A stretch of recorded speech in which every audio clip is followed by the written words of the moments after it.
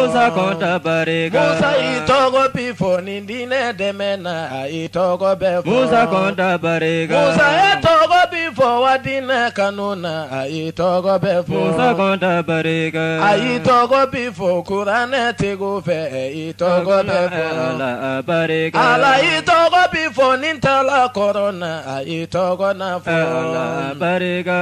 itogo na fo nintara kilebi itogo na fo Solomani o ima yengo jogo be musala atogo be fo wo musa togo bifo inika kanu chama itogo be fo abarika musa konta e wanenu kanuna itogo be fo أعوذ بالله من الشيطان الرجيم بسم الله الرحمن الرحيم الحمد لله رب العالمين اللهم صل على سيدنا محمد وعلى آل سيدنا محمد وسلم السلام عليكم نيوبال ماك موسى كونتا مان كاي بماكو مالكوني انو ان فولي بو بلا جيني فاو سيكرو لا ابيكان لا ميرو يرو اني اوبيكان لا جيرو يرو amba wala donia ka fonko ni yan sikile anga wala ndakene kan ambe min wele ko cours de l'interprétation des rêves ni ya numéro 7 bamanankana wala ndamin siglembe suko bugunatige doni kama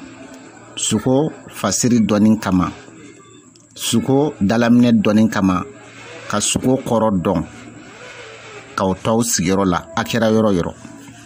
dans le monde entier. Kalamblondo mimbe au bofilla na usura dron agase ka don suko mbora yoro jume sabu suko e boyro sabade suko dawi bo alafe o ya folay dawi bo jina shitanu fe iblisa na jengon jugu o ya flanay do e dabi bo inni fe ni la suko o ya sabanay ola ne sura ka do ko lettre de chirima lettre mborami fika onyini ko don anyo fawi lettre boyro méthode mu meke sira mun ba to be lettre boyro donne suko boyro don anyi o méthode fawi anyo were gilu fawi anyi donia o fawi o kan wala na temelo kono na sura mo munu manga cours numéro 1 name akanye aka olame ka numéro 2 lame ka 3 lame ka 4 lame ka 5 lame ka 6 lame foka na bla numéro 7 ina sabu be nyon dafa ola ni esukura anko manko méthode de bala wala saka suko ere takabulu don abora ro jume ko don na soro alaka sukodo wa kunkle nan saba de be alaka sukola namba fama ko biti ambition objectif ani o beladi ne fana fo awe kunkle nan folo ala bi fega kuna fo dumando dima kunkle nan flana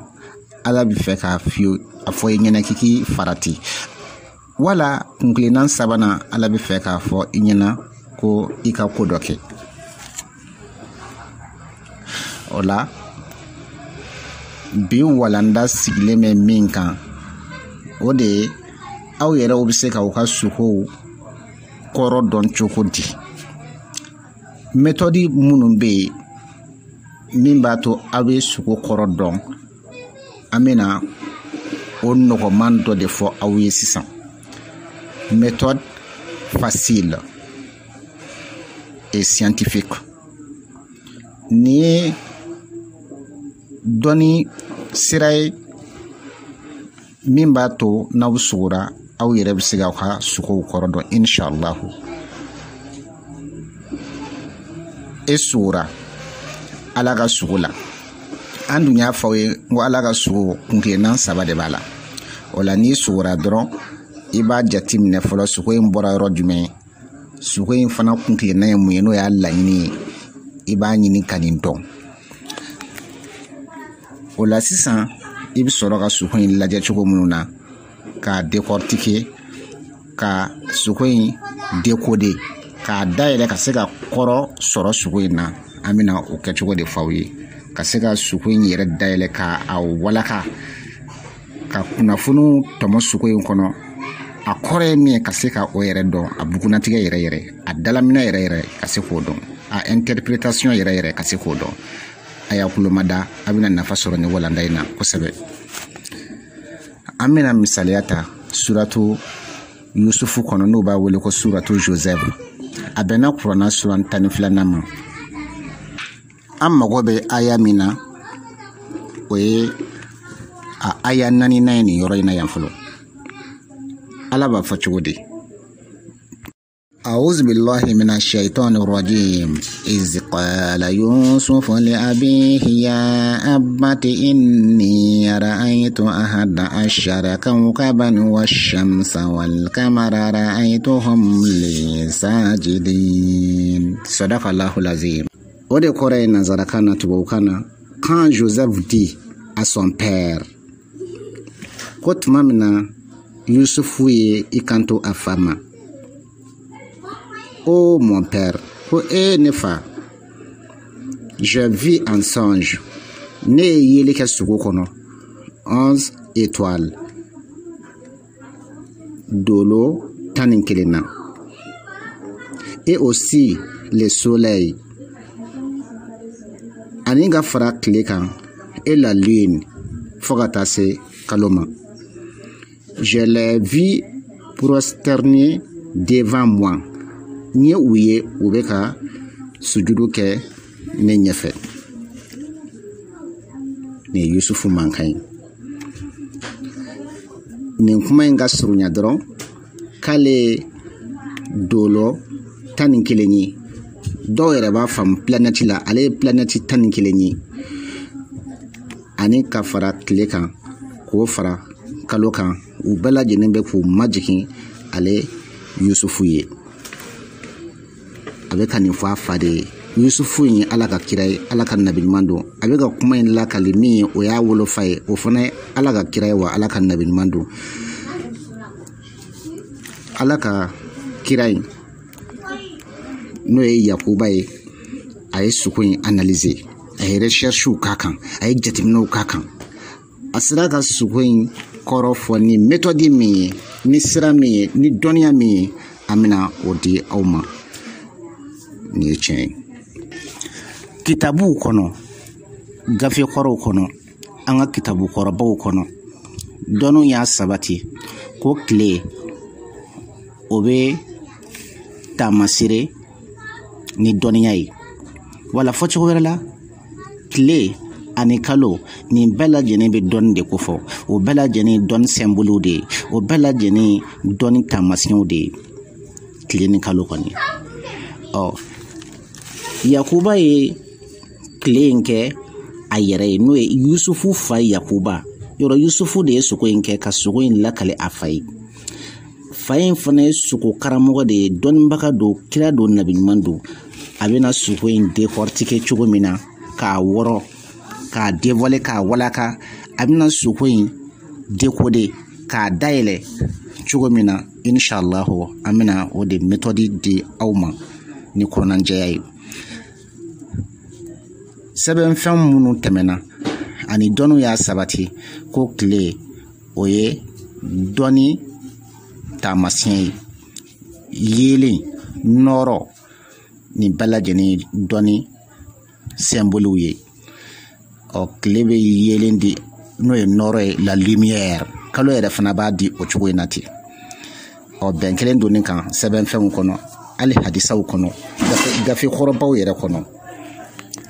ɔ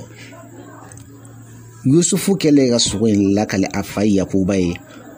fa in ye sogo in jateminɛ sɛgɛsɛgɛliw ye min yira la tile min ni Yusufu y'o ye dɛ o tile ye ale yɛrɛ de Yakuba ye a ye kalo min ye o de ye ale Yakuba furumuso ye o kɔrɔ Yusufu ba kɔni o la a ye dolo 11 min ye o ye ale Yakuba den 11 minnu bɛ yen n'o ni Yusufu bɛ fa la hali n'a sɔrɔla u bɛɛ tɛ ba la. N'i y'o den 11 fara Yusufu yɛrɛ kan o ye den 12 ye. Yusufu dun ko k'ale ye dolo 11 de ye ani kalo ani tile u bɛɛ lajɛlen bɛ k'u majigin ale ɲɛfɛ, ale ɲɛkɔrɔ, u bɛɛ lajɛlen bɛ ka sujudu kɛ ale. Fa ye o dolo 11 fa ye o de sanga ɲɔgɔnya ni den ninnu ye n'o ye ale yɛrɛ Yakuba den tɔ 11 n'o ye Yusufu yɛrɛ balima tɔ 11 dɛ, o de dolo 11 ye. Yusufu ye minnu ye sogo kɔnɔ sunɔgɔ la kɔni, wa a ye sogo in décortiquer nin cogo in de la, a y'a décoder nin cogo in de la, a sera ka sogo in kɔrɔ fɔ nin cogo in de la. A ko ale Yakuba ye dɔnnibaga ye, ale ye nɔɔrɔ ye, ale yɛrɛ furumuso o ye dɔnnibaga ye, o ye nɔɔrɔ ye. Ale Yakuba ye tile ye, ale Yakuba min ye Yusufu fa ye, ale Yakuba furumuso n'o ye Yusufu ba ye, o ye dɔnnibaga ye, wa o de ye kalo in ye Yusufu ye kalo min ye sugu kɔnɔ. Ale Yakuba denw olu ye dolow ye. O senfɛ a y'a fɔ nin cogo in de la, wa ko a ma nin yɔrɔ in de la k'a k'a kɔlɔsi balima tɔ 11 ninnu na. A ye nin sogo kɔrɔ fɔ ni nin méthode ni nin sira in ye, ni nin dɔnniyaw ye. O de la a ko Yusufu ma ko Yusufu bɛna ɲɛ sɔrɔ ko ma, a bɛna sankɔrɔtaw sɔrɔ, a bɛna jɔyɔrɔbaw sɔrɔ, pilasibaw sɔrɔ, a bɛna ɲɛfɛlabaw sɔrɔ, masayaw sɔrɔ. Ni Yusufu ye o jɔyɔrɔba ninnu bɛɛ sɔrɔ, jɔyɔrɔ kɔrɔtalenw ka masayaw sɔrɔ, n'o kɛra Yusufu bɛ kɛ ale yɛrɛ Yakuba sanfɛ, ale Yakuba bɛ kɛ Yusufu duguma, wa a bamuso fana bɛ kɛ Yusufu duguma. O kɔrɔ ye ale Yakuba ni a furumuso n'o ye Yusufu yɛrɛ ba ye, u bɛɛ lajɛlen bɛ kɛ Yusufu dugumamɔgɔ ye. Sabu masa o waati in kɔnɔ fo ka na se hali sisan ma, jɔyɔrɔ dɔw bɛ n'i y'o sɔrɔ, dugu mɔgɔ bɛɛ ni jamana mɔgɔ bɛɛ bɛ kɛ e de ka mara kɔnɔ. Allahu akbar. Wa dɔgɔ ninnu fana ani kɔrɔ tɔ ninnu olu bɛɛ lajɛlen bɛ kɛ e de ka mara kɔnɔ. A dun kɛra ten dɛ, a ma fɔ k'a ye sogo kɛ dolow la dolo 11 ma. Olu bɛɛ lajɛlen tilara ka don Yusufu ka mara kɔnɔ. A fa a n'a ba ninnu bɛɛ lajɛlen tilara ka don Yusufu ka mara kɔnɔ, sabu Yusufu in tilara ka jamana yɛrɛ pilasibaw sɔrɔ, ka daraja kɔrɔtalenw sɔrɔ, ka setigiyaw sɔrɔ, ka jɔyɔrɔbaw sɔrɔ, ka masaya sɔrɔ. Wa u sera ka sogo in décoder nin cogo in de la tan. Sogo kɔrɔdɔnna, sogo karamɔgɔ n'o ye Yakuba ye, a sera ka sogo in dala minɛ nin cogo in na tan, ni nin technique in ye, ni nin méthode in ye, ni nin sira in ye. Wa Ala y'a ni sababa bɛn. Ni méthode teliman dɔw fɔlen aw ye fɔlɔ. An ko aw ma n ko ni Ala ka sogo don, u b'a fɔ ma ko les rêves véridiques. I b'a sɔrɔ kuntilenna 3 de bɛ o la, n'u b'a fɔ ma ko biti. Ne b'aw yɛrɛ ɲininka sisan, a ka sogo in kuntilenna ye mun ye? A biti ye mun ye? Yusufu ye sogo min kɛ, laɲini jumɛn de bɛ Ala la ni sogo in na? O la ka kuma la surunya, ne yɛrɛ na jaabi kɛ nin yɔrɔ in na. N b'aw ladɔnniya ka fɔ ko laɲini min bɛ Ala ka nin sogo in kɔfɛ, Ala ye sogo min dala, Ala ye kunnafoni min di a ma, Ala ye information min d'a ma, Ala ye lettre min ci a ma, Nabila Yusufu ma, Ala ka kira Yusufu ma. O de ye ko Ala bɛ fɛ ka a kunnafoni hɛrɛ dɔ la, Ala bɛ fɛ ka hɛrɛ dɔ kunnafoni d'a ma, a bɛ fɔ a ma ko les bonnes nouvelles. Nin ye tiɲɛ ye, kunnafoni duman kɔni k'a dala fiyɛ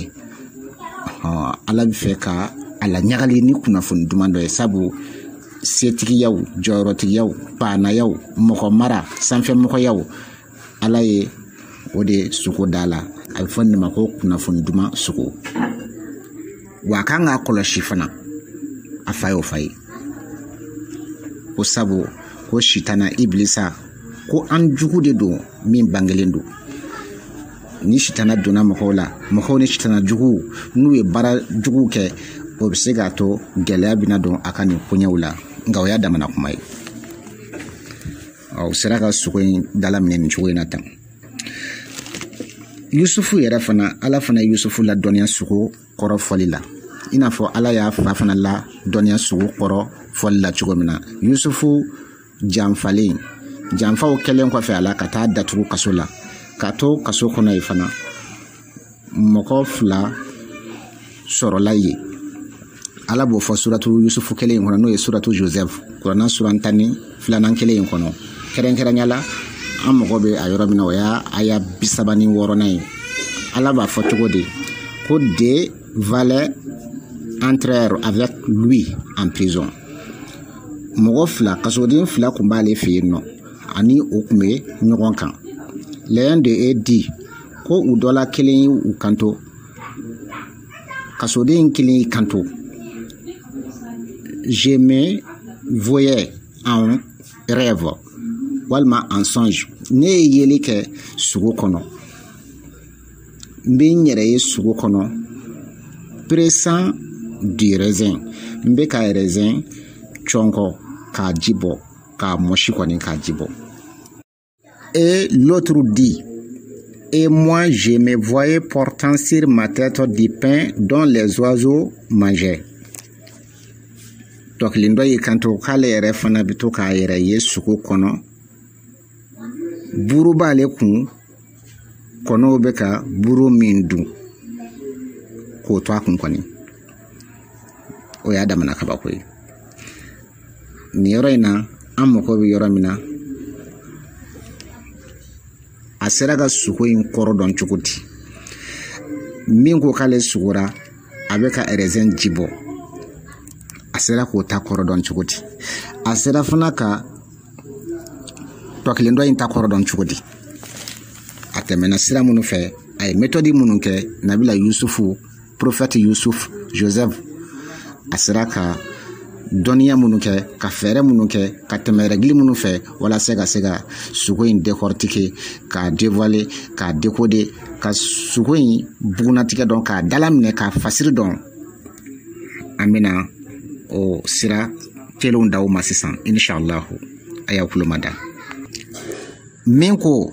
k'ale sugora k'a ye k'a bɛ ka raisin ji bɔ a ye jateminɛ kɛ raisin tɛ se ka ji bɔ baara kɔ raisin n'i b'a cɔn kɔ n'i bɛ a goro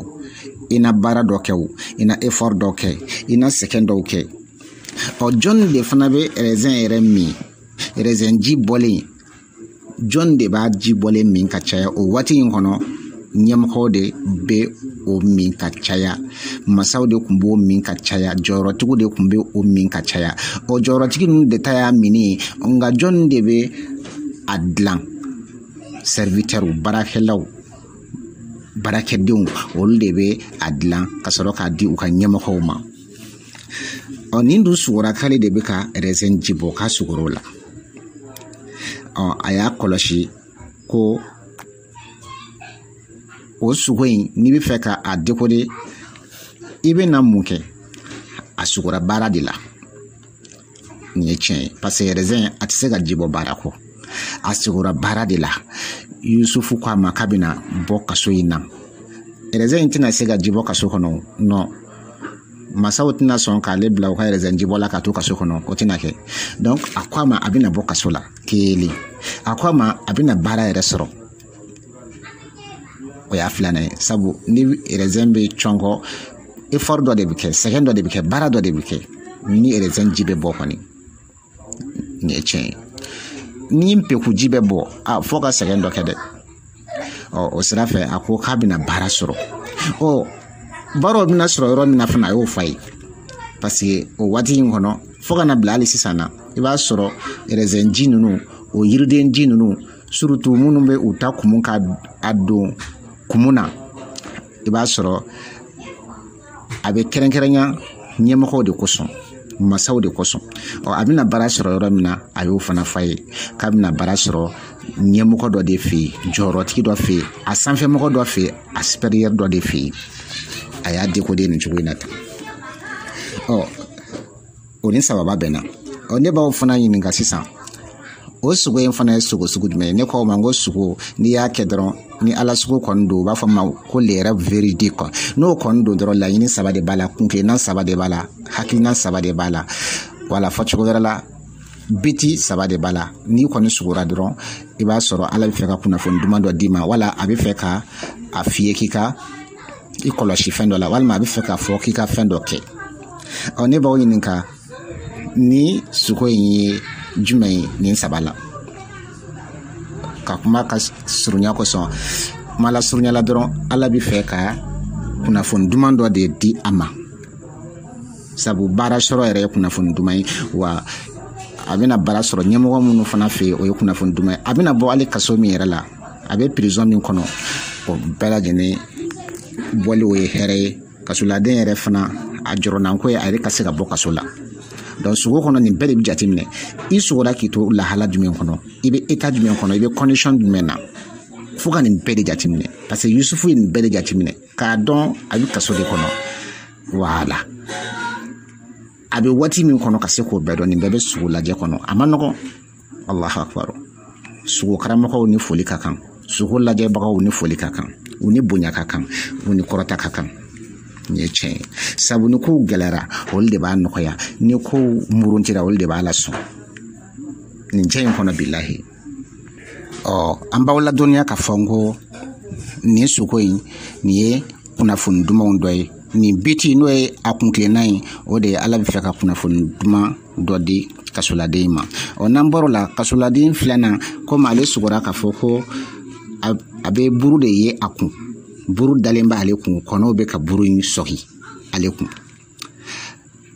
Yusufu bɛna o sogo in fana décoder cogo di a bɛna sogo in dala minɛ cogo di a bɛna sogo in bɔrɔtɔ cogo di ka se ka faamuya sɔrɔ a kɔnɔ Yusufu a ye jateminɛ kɛ cɛ in bɛ yɔrɔ jumɛn a y'a kɛ yɔrɔ ɲini k'o dɔn fɔlɔ a bɛ kaso de kɔnɔ a kɛra waati min kɔnɔ a y'o ɲini k'o dɔn a ye jateminɛli kɛ kɔnɔw ka laada de ye ka sigi fɛn na fɛn min bɛ a nɔ la fɛn min tɛ bouger wala u tɛ bɔ a nɔ la ka taa yɔrɔ jan kɔnɔw ka laada de ye ka sigi o fɛn sugu la mɔgɔninfin taamatɔ kɔnɔ jamana gɛlɛya cogo cogo a bɛ se ka sigi i la wa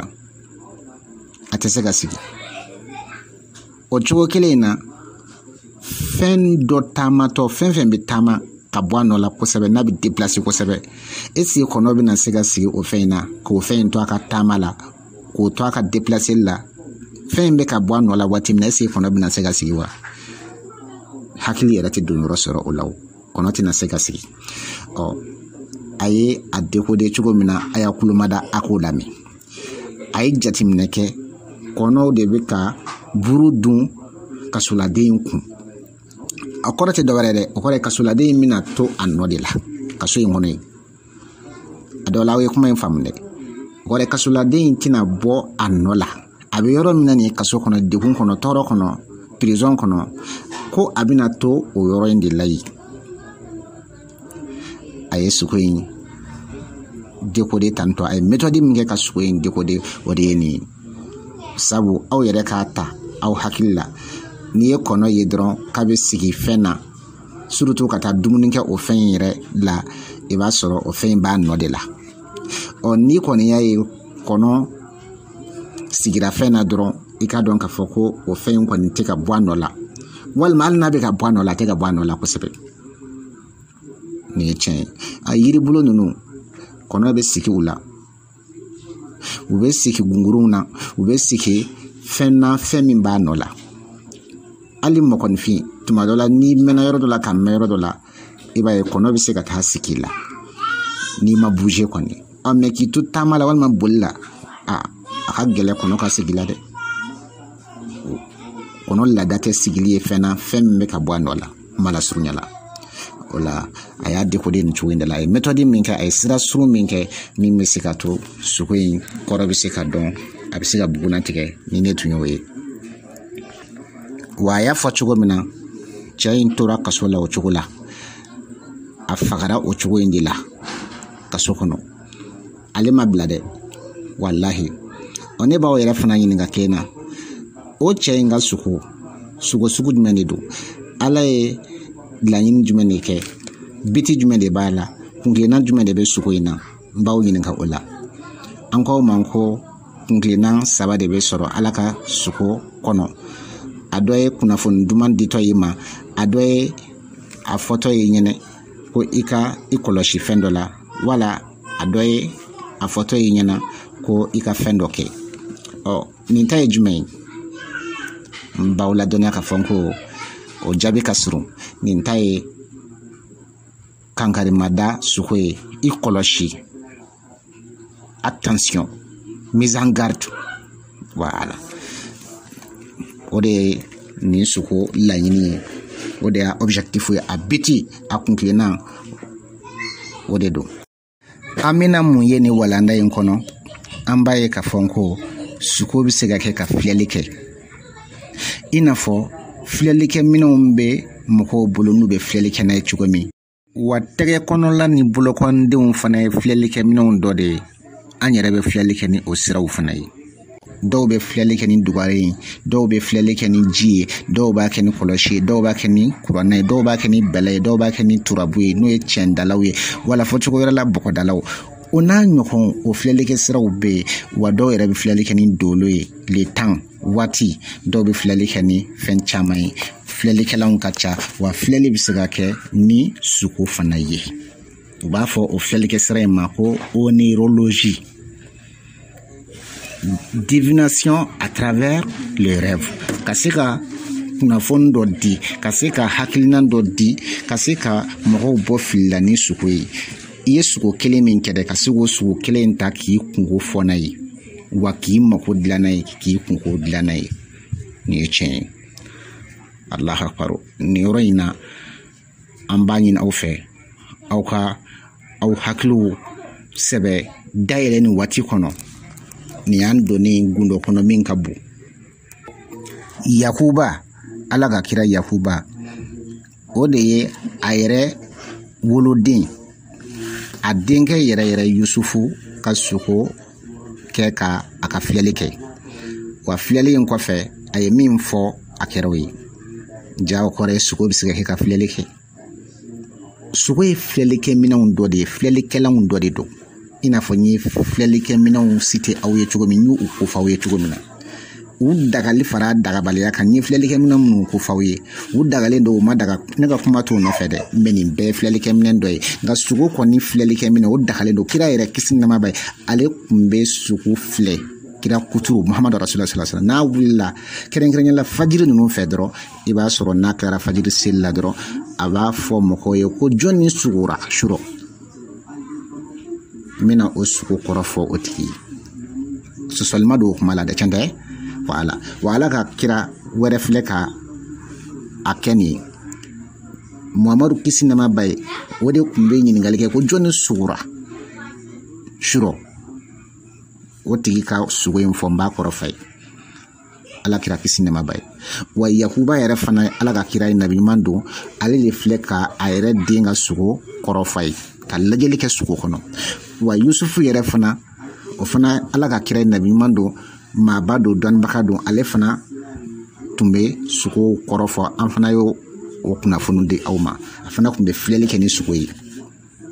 Allahu akbar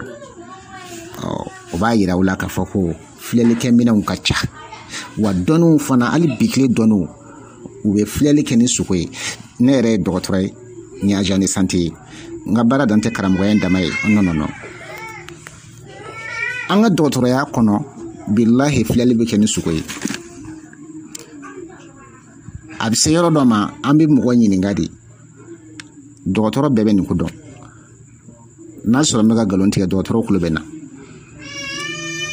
ni minnu sigira bangelen kan n'a ye kilasi kelen kɛ dɔgɔtɔrɔya kalanyɔrɔw la u kulo bɛ na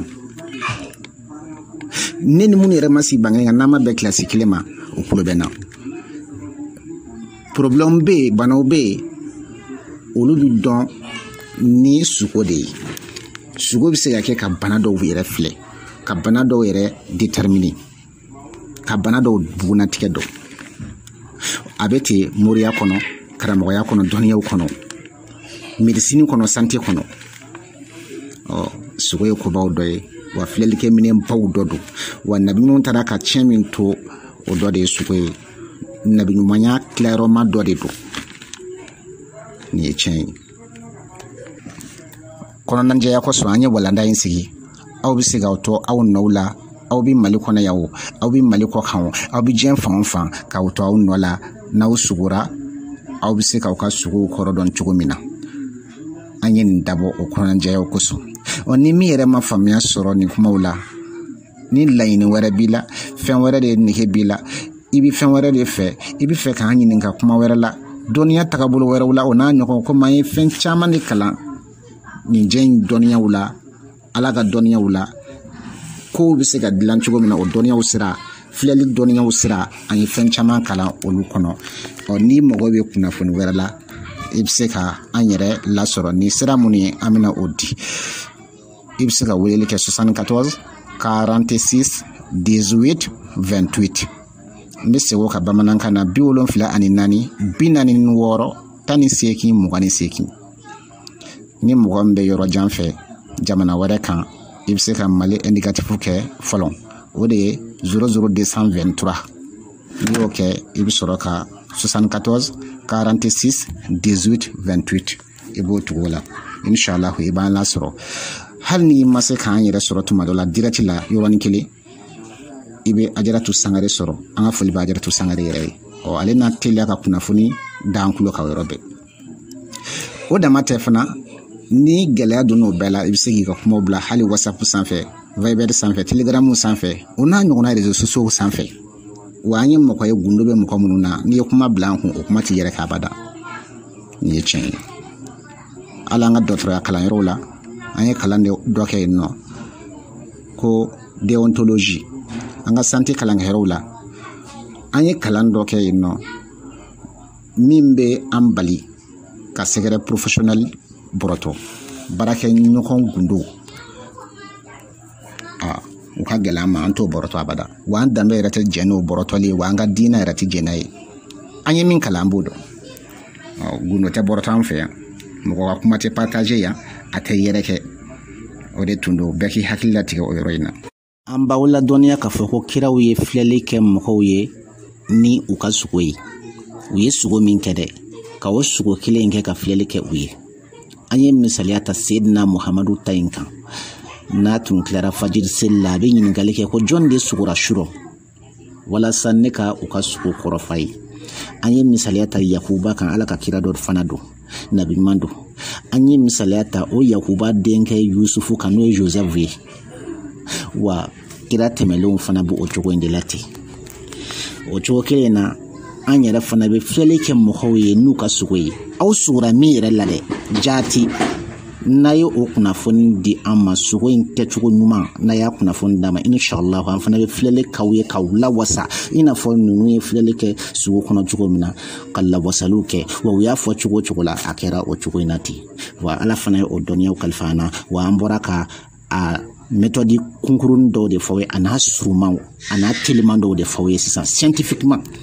dɔnni yɛrɛ sira fɛ terre à terre la face à face o de tun y'an ka kuma ye walanda in labɛnna o balimakɛ Musa Kɔntan fɛ Bamakɔ Mali kɔnɔ yan nɔ Bozo Mamadu Kɔntan denkɛ mankan don ba jɛnɛ Jɛnɛbu Sangare denkɛ sabanan mankan don Jinɛtigi Jɛnɛ denkɛ mankan don Bamakɔ Mali kɔnɔ yan nɔ